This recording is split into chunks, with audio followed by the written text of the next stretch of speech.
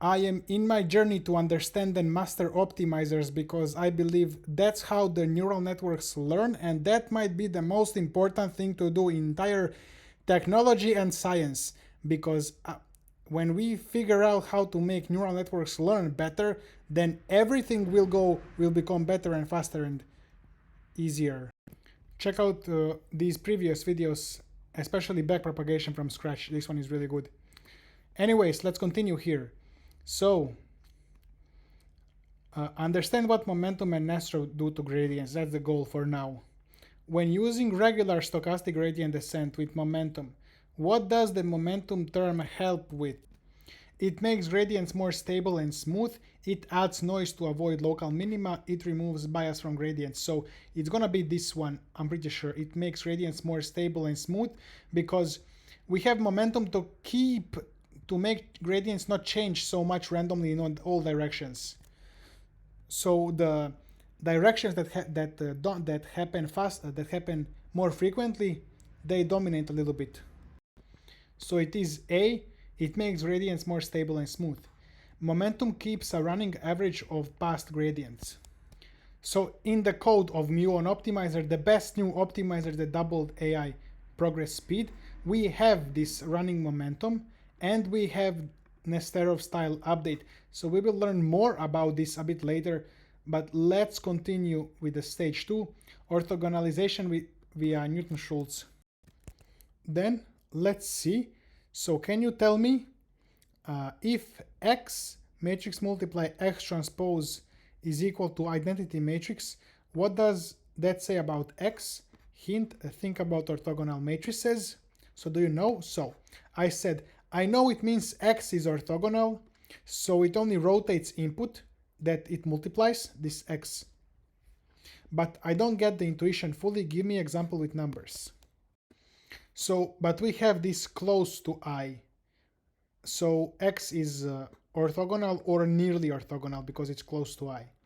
It preserves lengths and angles, just rotates or reflects vectors, but doesn't scale or distort them when you multiply a vector with this X matrix. Let's see, we got this 0, minus 1, 1 and 0. So when we multiply with the transpose, we will get the identity matrix.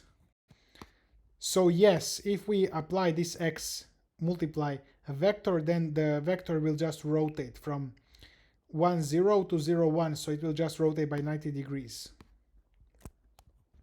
So now I wanted to teach me more about these orthogonal matrices, how I can find them, how many there are, and how to recognize them, etc. So matrix is orthogonal if each row is orthonormal. So normal means like normal to each other, each row. If you take row as a vector, every row, you will see that those vectors are normal to each other. And same for columns. So that means that it just rotates whatever it's multiplying. Here, this matrix is always orthogonal for every angle. This is a rotation matrix, I'm pretty sure. They call it rotation matrix. If you plug in 1, or let's not one.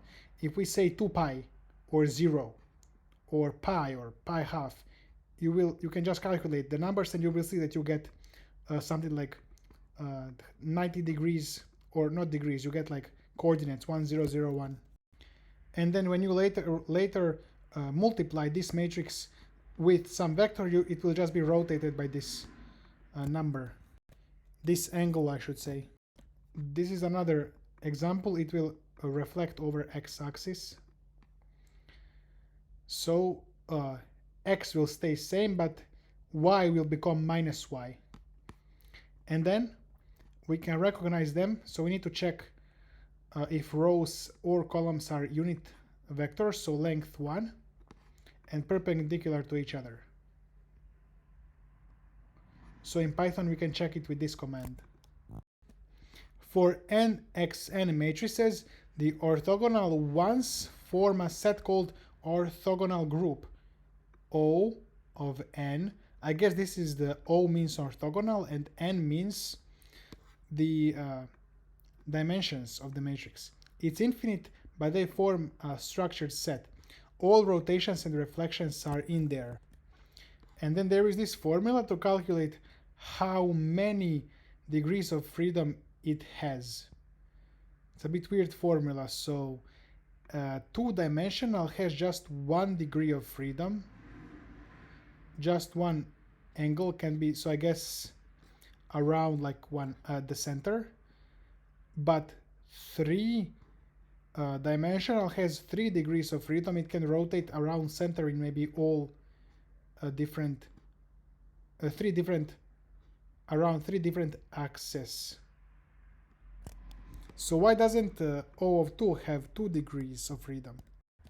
It's because you cannot really rotate 2D matrix around X axis or Y axis without going into 3D space. So you can just rotate it around like one center, origin, as I understand it.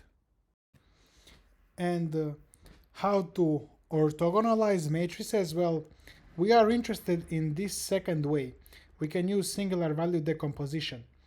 So this is rotation. So any matrix we can divide into 3 matrices: rotation matrix, and then scaling matrix, and then rotation matrix again. So if we apply these 3 transformations in a row, we can decompose any matrix into these 3.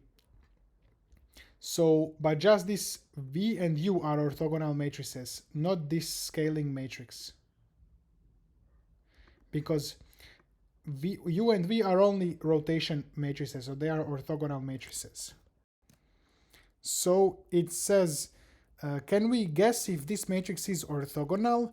So I'm thinking this one. I think it is, because the angle between these, like first row and second row, is 90 degrees. I'm guessing, but I'm not sure. Yeah, but I was trying to imagine these coordinates, but I can just take dot product of the rows. So this is the each row's length, 1, which is unit length that we need. So that condition is satisfied. And then the dot product of the rows. So this times this plus this times this is going to be 0, which means they are 90 degrees. So what if you apply this matrix to this vector, 1, 0? So I said, if you multiply, I think it will just be rotated by 45 degrees, because this kind of looks like 45 degrees. So it's square root of 2 over 2, or 1 over square root of 2, same thing. So it says yes here. This is the calculation. I think over the last few videos I have learned everything ChatGPT can teach me. I feel like it just doesn't know or cannot explain more. Maybe if I added more of like data and text to it. I'm using GLM 4.5 from z.ai. This is drpu.ai. So it's creating slides based on a research paper, hierarchical reasoning model from Singapore, and it's writing code, it's using tools, it's thinking. It's so interesting to see. I just pasted this whole paper, and now it's doing search HTML. This is crazy interesting. There is this new model GR3 technical report. So it's about robots, so vision, language, action model. It's also focusing on longer horizon or longer tasks. We hope GR3 can serve as a step towards building generalist robots capable of assisting humans in daily life. So it can deal with tables, it can pick place, cloth manipulation, cloth, I should say. You can say put the land animal into the plate, and it can use vision model to do all of this good stuff. It's interesting. So this X account, the AI timeline, this is by ByCloud, YouTuber ByCloud, and they post these papers every 1 or 2 weeks. So you can check like the latest papers, so you can follow them. I follow them to check the latest papers. So this hierarchical reasoning model, the presentation that I made, a brain-inspired architecture for efficient reasoning with hierarchical processing and multi-timescale computation. So it has high level and low level modules. So high level is slow abstract planning and low level is wrapping detailed computations. Only 27 million parameters, not billion, million, and 1,000 training steps. So it has efficient latent reasoning without explicit token generation. Well, this presentation can definitely be higher. It's not as good as a human. I think this maybe was too complex topic. Maybe it would have been better for some simpler topic, like make presentation about zebras or horses or something, but not this complex.